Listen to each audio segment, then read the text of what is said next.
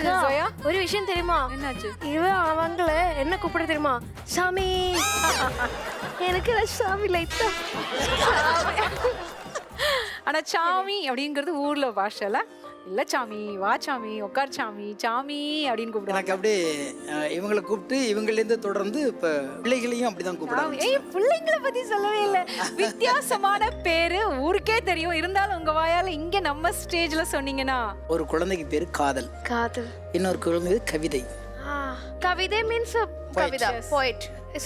காதல் மீன்ஸ் உங்க சேர்ந்து. That's unique. காதல் நான் கேட்டது இல்ல. பேர் வச்சது யாரு? கமல் சார்.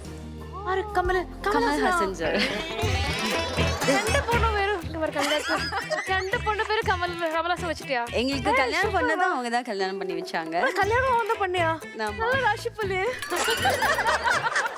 கமல் சாரை பார்த்து ராசியான ஆளு போல தெரியுதே அப்படின்னு சொன்ன முதல்.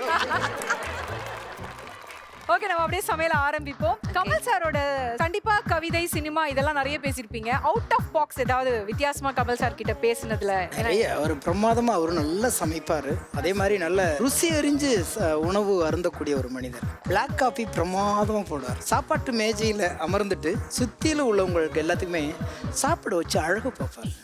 அது மட்டும் இல்லாம யார் எதை விரும்பி சாப்பிட்றாங்கன்னு தெரிஞ்சு அந்த பரிமாறுவார். அந்த உணர்வு வந்து ரொம்ப அழகா இருக்கும். அவர் கையால நான்வெஜ்லாம் நல்லா சாப்பிடுவார்.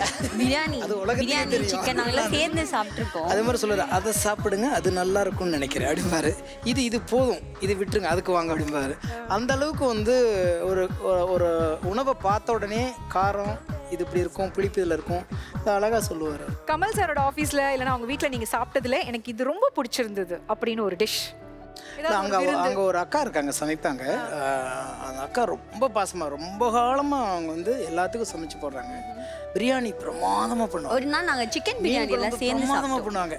என்ன சொல்ல போனால் மீன் குழம்பு ரொம்ப நல்லா இருக்க வச்சுட்டாங்கன்னா அன்னைக்கு ஃபோன் அடிப்பாங்க, எங்கே இருக்கீங்க, வரீங்களா இன்னைக்கு மீன் குழம்பு நம்ம வீட்டில் அடிப்பாங்க. Super super.